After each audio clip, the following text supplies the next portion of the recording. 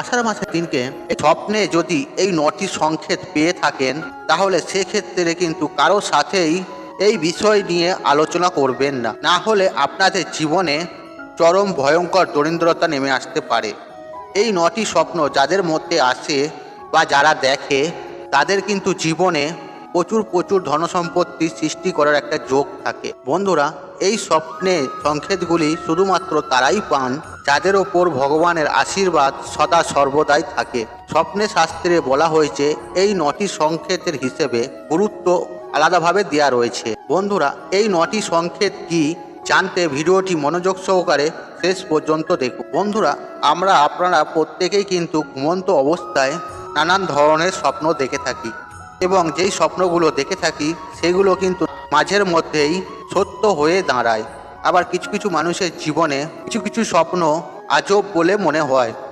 তখন কোনো ব্যক্তি ঘুমানোর সময় তার শরীর প্রথম ঘুমিয়ে পড়ে, আমাদের ব্রেন জাগত অবস্থায় থাকে, তখনই কিন্তু আমরা এই নানান রকম স্বপ্ন দেখে থাকি। আমরা যে স্বপ্ন দেখে থাকি সেক্ষেত্রে অনেক স্বপ্ন ভবিষ্যতে সত্য বলে প্রমাণিত হয়। দেখুন বন্ধুরা, এ কথা বাস্তবে সত্য। প্রত্যেক স্বপ্নের কিন্তু কোনো মানে হয় না, কিন্তু ভগবানের প্রদানকারী এমন কিছু স্বপ্ন রয়েছে, এগুলি যদি আপনারা ঘুমন্ত অবস্থায় দেখে থাকেন, তা কিন্তু কখনোই কারোর সাথে শেয়ার করা উচিত নয়, নাহলে স্বপ্নের যে ফলাফল তা আপনারা পাবেন না। এই ঘুমন্ত অবস্থায় আমরা নানান রকম স্বপ্ন যেমন দেখে থাকি, তার মধ্যে কিছু স্বপ্ন আপনাদের অত্যন্ত ভালো লাগে, বা কিছু কিছু স্বপ্ন দেখবেন অত্যন্ত ভয়ঙ্কর হয়। বন্ধুরা, স্বপ্নশাস্ত্রে বলছে প্রত্যেকটি স্বপ্নে কিছু না কিছু গুরুত্ব রয়েছে। যেমন ভালো স্বপ্নের ভালো ফল, খারাপ স্বপ্নের খারাপ ফল রয়েছে, তা কিন্তু আপনারা অনেক সময় পেয়ে থাকি।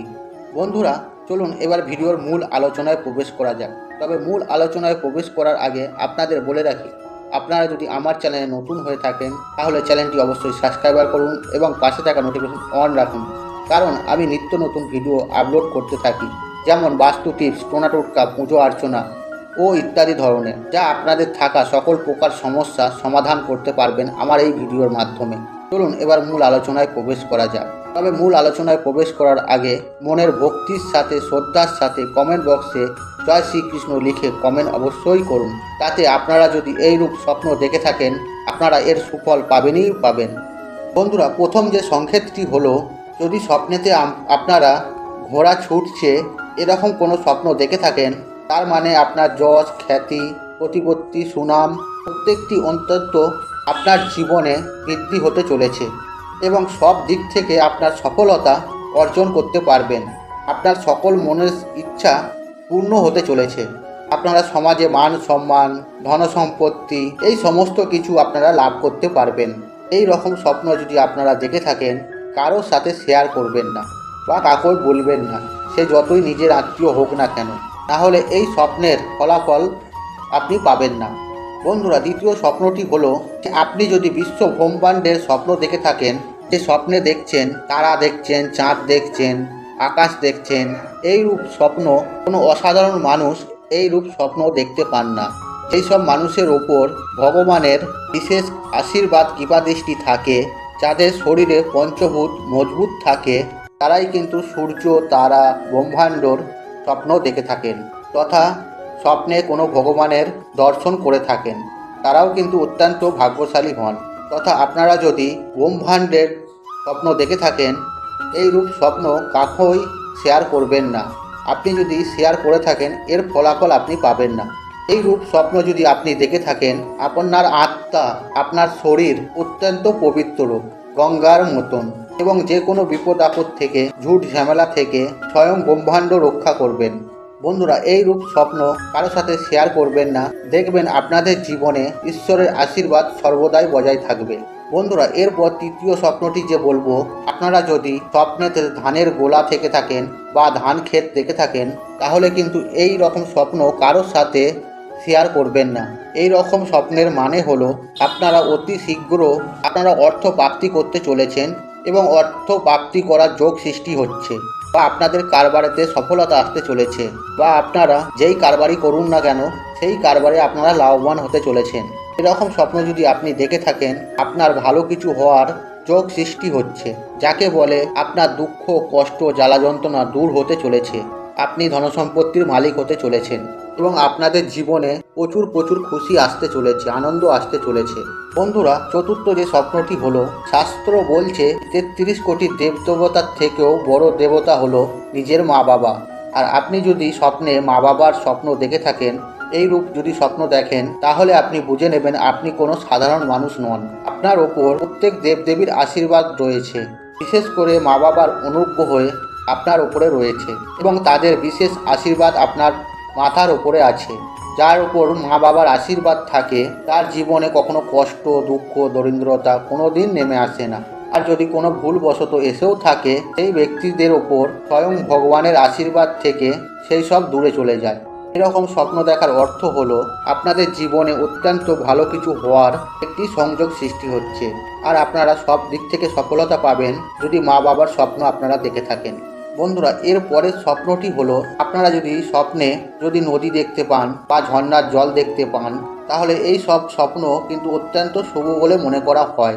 সমুদ্র শাস্ত্রে বলছে এরকম কোনো স্বপ্ন দেখে থাকলে এই সব স্বপ্নের বিষয় নিয়ে কারোর সাথে আলোচনা করা যায় না বা করবেন না, না হলে কিন্তু আপনার জীবনের কষ্ট আপনি নিজেই ডেকে নিয়ে আসবেন।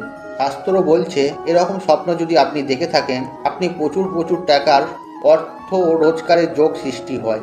বন্ধুরা, এর পরের স্বপ্নটি হলো, আপনারা যদি স্বপ্নে কোনোভাবে কোনো তীর্থস্থান দেখে থাকেন বা কোনো আশ্রম দেখে থাকেন বা যদি মন্দির দেখে থাকেন, স্বপ্নশাস্ত্র বলছে এরকম স্বপ্ন অত্যন্ত শুভ বলে মনে করা হয়। যেসব মানুষদের মানসিকতা দুর্বল হয়, মনে খারাপ চিন্তাভাবনা আসে, তারা কিন্তু এই রূপ স্বপ্ন কখনোই দেখতে পান না।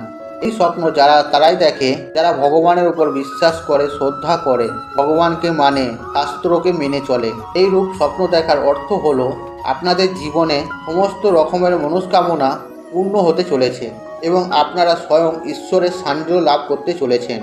তাই বন্ধুরা, স্বপ্নশাস্ত্রে বলছে আপনারা যদি এই রূপ স্বপ্ন যদি কারোর সাথে শেয়ার করেন, তাহলে তৎকালীন এই স্বপ্নের ফলাফল তৎকালীন নষ্ট হয়ে যায়। বন্ধুরা, সুতরাং আপনারা যদি এই রূপ স্বপ্ন দেখে থাকেন, তাহলে কারোর সাথে শেয়ার করবেন না।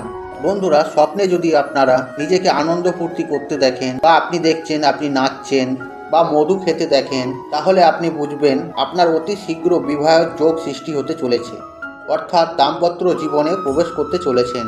বন্ধুরা, অষ্টম যে স্বপ্নটি হলো, আপনারা যদি স্বপ্নে মাছের স্বপ্ন দেখেন, আপনারা যদি স্বপ্নে মাছ ধরছেন এরকম রূপ স্বপ্ন দেখেন, যদি আপনারা মাছ ধরার স্বপ্ন দেখে থাকেন, যে আগামী সময়টা আপনাদের অত্যন্ত শুভ এবং ভালো আসতে চলেছে বা কোনো না কোনো মাধ্যমে অর্থ উপার্জনের যোগ সৃষ্টি হতে চলেছে, আপনাদের জীবনে প্রচুর প্রচুর অর্থ আসার যোগ সৃষ্টি হতে চলেছে।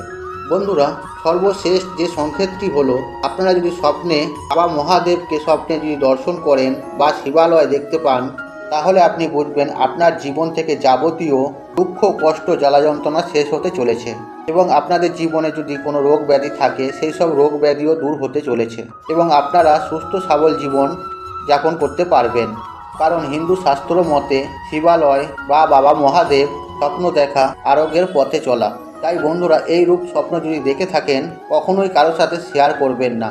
বন্ধুরা, শাস্ত্রে উল্লেখিত আছে কিছু কিছু স্বপ্ন যদি কারোর সাথে শেয়ার করেন, তাহলে সেই স্বপ্নের ফলাফল আপনারা জীবনে কখনোই পাবেন না, তার ফলাফল তুরন্ত নষ্ট হয়ে যাবে।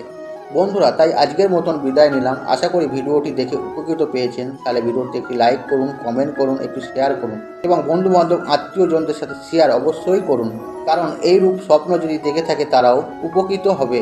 আর আপনি যদি আমার চ্যানেলে নতুন হয়ে থাকেন, তাহলে চ্যানেলটি অবশ্যই সাবস্ক্রাইবার করুন এবং পাশে থাকা বেল আইকনটি অন রাখুন, কারণ এই রূপ নিত্য নতুন ভিডিও সবার আগে দেখার জন্য। ঈশ্বর আপনার মঙ্গল করুক, আপনি ভালো থাকুন, আপনি সুস্থ থাকুন ও নীরব থাকুন। হরে কৃষ্ণ কৃষ্ণ কৃষ্ণ হরে হরে।